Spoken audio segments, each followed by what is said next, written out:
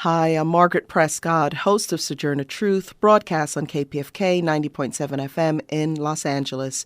You're listening to the Pacifica Radio Archives Dr. Martin Luther King Jr. celebration. On May 26, 1963, a freedom rally was held at Wrigley Field in Los Angeles.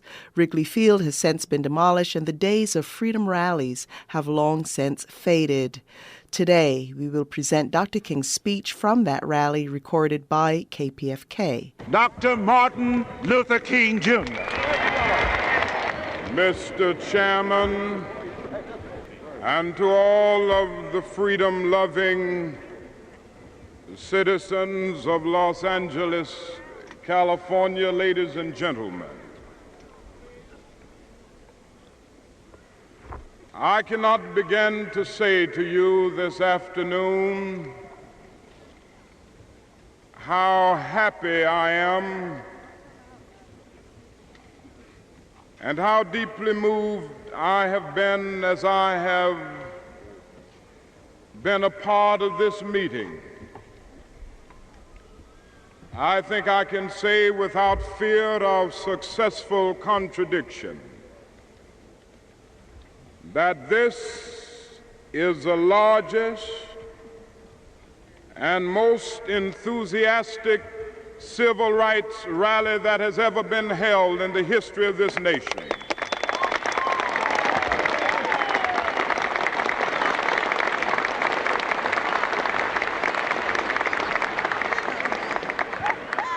And I want to thank you to the bottom of my heart. I want to thank the co-chairman, the distinguished leaders of this community, and all of you for making this great meeting possible.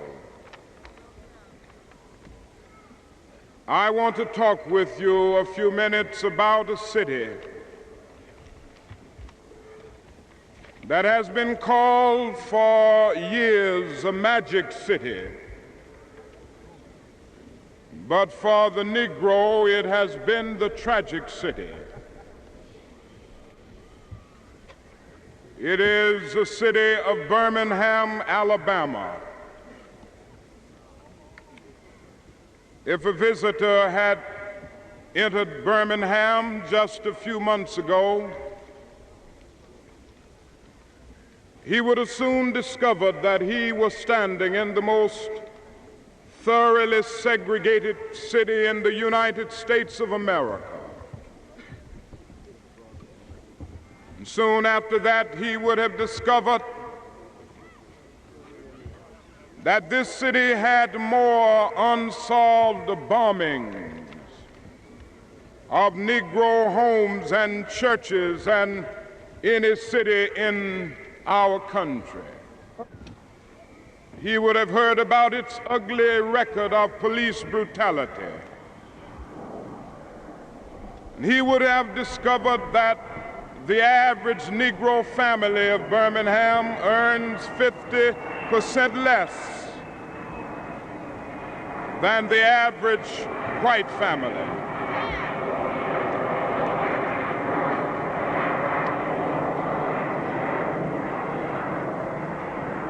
So he would have discovered that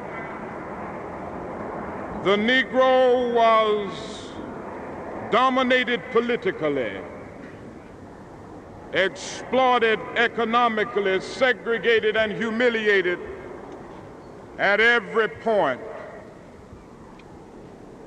But there comes a time when people get tired. There comes a time when people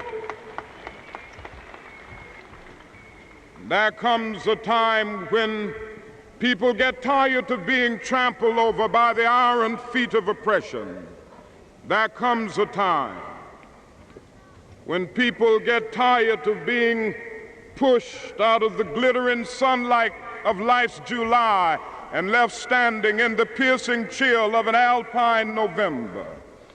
These people of Birmingham, Alabama, decided that they had taken enough. And on April the 3rd of this year, an intensified movement started to break down the barriers of segregation and discrimination. I've never seen a community more united than the Negro citizens of Birmingham.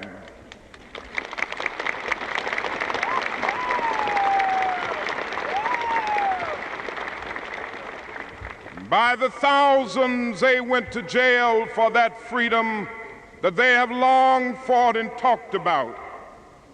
More than 3,200 were arrested from April the 3rd up to the present day. And they were arrested because they discovered something, that it is ultimately more honorable to go to jail in dignity than accept segregation and humiliation.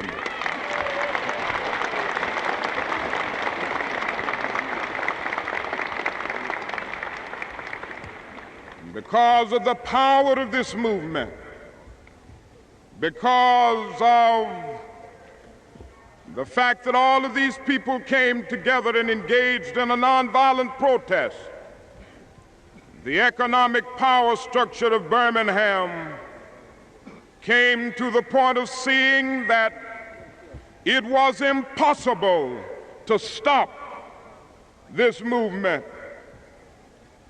Victor Hugo said on one occasion that there is nothing more powerful in all the world than an idea whose time has come. Pasternak, the contemporary Russian author, has put it in slightly different language, but saying the same thing, that there is nothing more powerful than the onward thrust of unarmed truth. And an idea's time has come today, and that idea is the idea of freedom and human dignity. Wherever men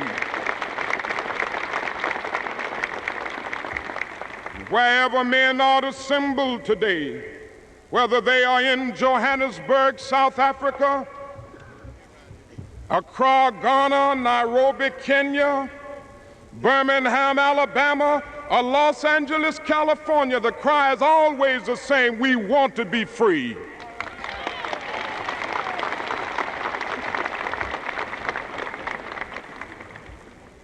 Now one can well ask, what does Birmingham represent in the history of the struggle for freedom? What does it mean? And I would like to take a few minutes to give the meaning of Birmingham and to say what this movement signifies in terms of our onward struggle for freedom and justice. First, Birmingham represents the fact that the Negro in the South is no longer willing to accept racial segregation in any form.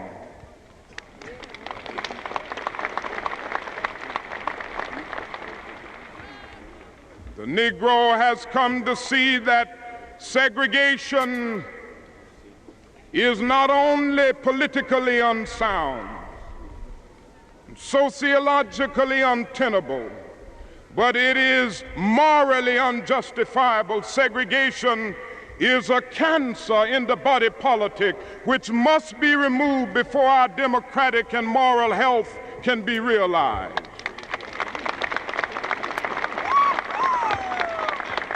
Segregation is wrong because it is nothing but a new form of slavery covered up with certain niceties of complexity.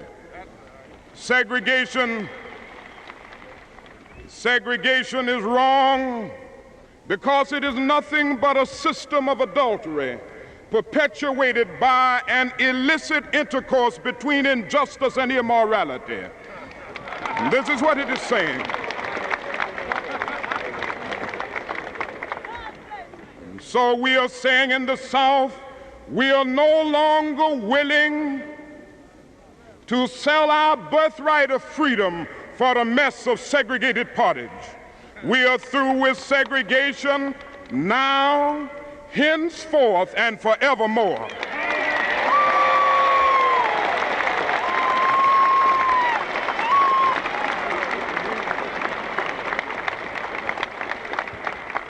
Birmingham also represents the fact that the Negro now realizes the urgency of this moment.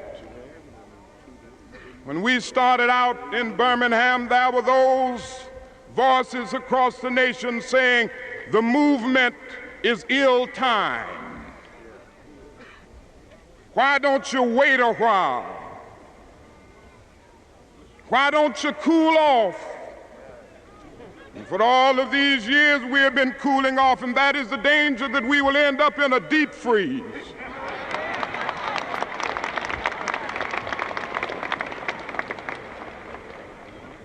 We've heard this wait all too long now, and it has turned out to be little more than a tranquilizing thalidomide that removed the emotional stress for the moment, only to give birth to an ill-formed infant of frustration.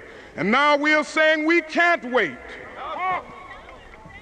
We can't wait because we love America too much. The shape of the world today does not afford us the luxury of an anemic democracy. We must see the necessity of moving on at this time and at this hour. This is what Birmingham represents. We are tired of gradualism, tokenism, see how far you've comeism, and we are now going on to the part of saying,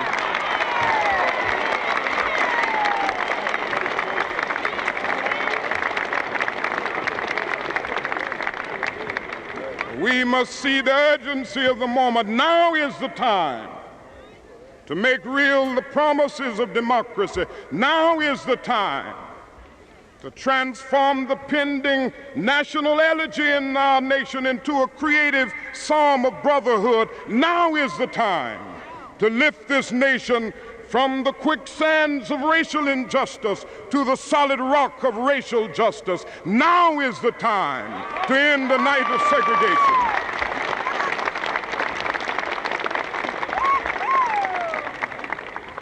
The other thing about Birmingham is this, that it reveals again that the Negro in the South has discovered a creative method of struggle.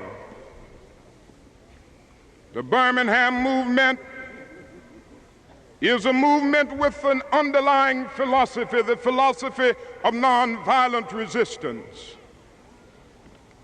This is a powerful approach. Let us not laugh at nonviolence. It is not a weak method, as some have tried to say. For who can call the hundreds and thousands of young men and women, old men and women in the South who've engaged in these movements, standing before howling and jeering mobs, weak persons? Who can call James Meredith weak? Who can call Fred Shuttlesworth, Ralph Abernathy, and Wyatt Walker weak? These are the strong people of this land.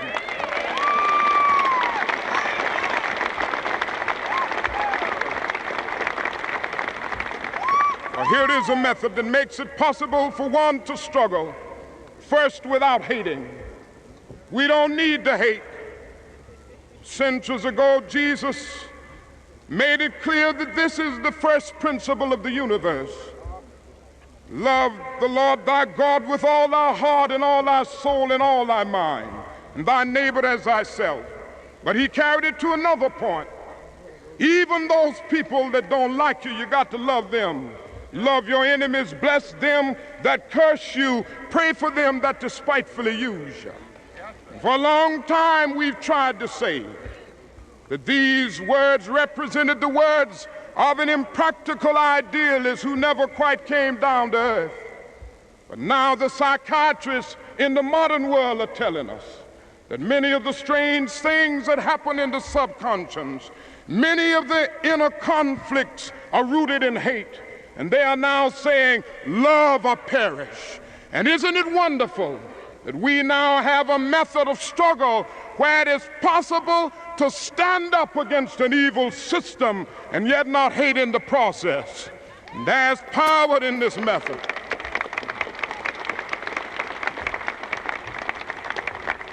And that is power here. Bull Connor in Birmingham wanted us to use violence. He would have welcomed that.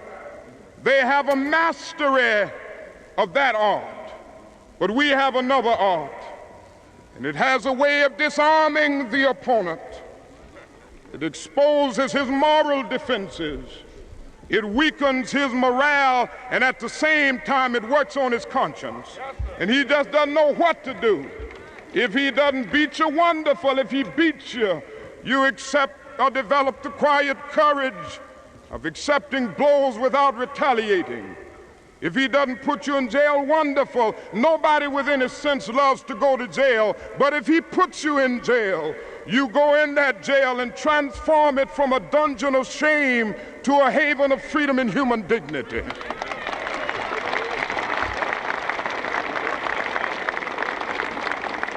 Even if he tries to kill you, you develop the conviction that there are some things so dear, some things so precious, some things so eternally true that they are worth dying for. And if a man has not discovered something that he will die for, he isn't fit to live. This is what we've learned.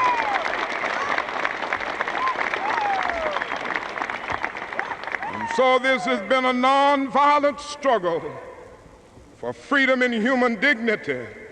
Now you ask, what can we do? Somebody's asking, what can we in Los Angeles do to help? Well, you've already done one thing that you can always do in a magnificent way today, because our struggle requires great financial resources. The millions of dollars that the white citizens' councils and other groups spend to keep us down are phenomenal. And in many instances, they get some of this money from our tax money. In the state of Mississippi, the State Sovereign Committee is financed by the state government of Mississippi. We have to depend on our friends all over this country, because, as you know, the annual income of the Negro in the South is much less than that of Negroes outside of the South and other people, our allies in the white community. So we have to depend on our friends, and that is always one thing you can do. And I want to thank you today on behalf of the people of Birmingham for what you've done in such a sacrificial, dedicated, and concerned way. That is another thing that you can do. You can help us in Birmingham, Alabama, by getting rid of any segregation and discrimination that exists in Los Angeles, California.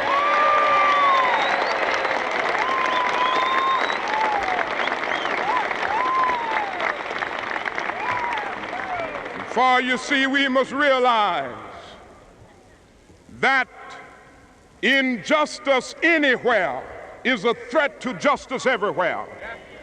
And the de facto segregation of Los Angeles, California is as bad as the de jure segregation of Birmingham, Alabama. As long as that is housing and employment discrimination, these twin evils, we will have this problem all over this country. And so I urge you to join with the millions of white people of goodwill in this state and all over this country to get rid of whatever discrimination exists here.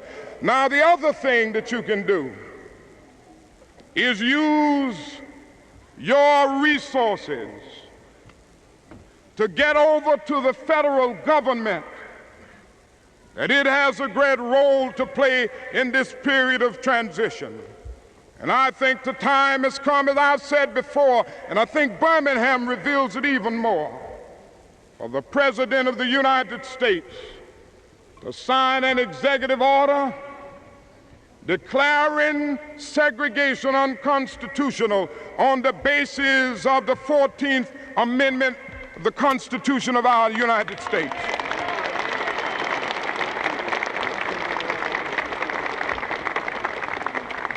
President Kennedy has done some significant things in civil rights. And I think he's a man of genuine goodwill, and I think he understands the depths and dimensions of the problem. But we've got to remind him that he isn't doing enough, and there's more that must be done in order to solve this problem.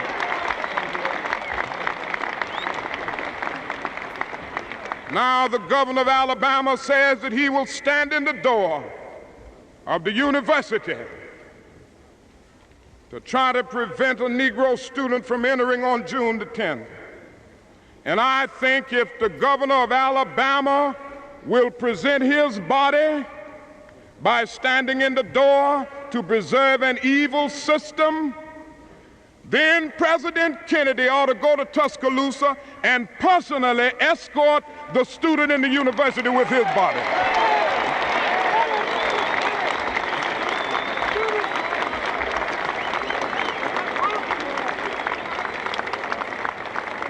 And I think this will be a magnificent witness for what this nation stands for. This is the only way that we will be able to say to the world that we mean business on this issue of civil and human rights. Thank you for all of the support that you've given. And may I say to you, my friends, that the problem is far from solved, whether it's in Birmingham or other places, and we must continue to work. Don't wait until tomorrow. Don't wait until next year. Remember that the time is now, at this minute, a tiny little minute, just 60 seconds in it. I didn't choose it. I can't refuse it. It's up to me to use it. A tiny little minute, just 60 seconds in it, but eternity is in it. And if we will work hard and go out with a great faith, we will be able to carve a tunnel of hope through the mountain of despair. And all over this nation, all of God's children, black men and white men, Jews and Gentiles, Protestants and Catholics, will be able to cry out from the hedges and the highways, from the villages and the cities, glory, hallelujah, glory, hallelujah, his truth is marching on. Dr. Martin Luther King Jr. from the May 26 Freedom Rally at Wrigley Field in Los Angeles, 1963.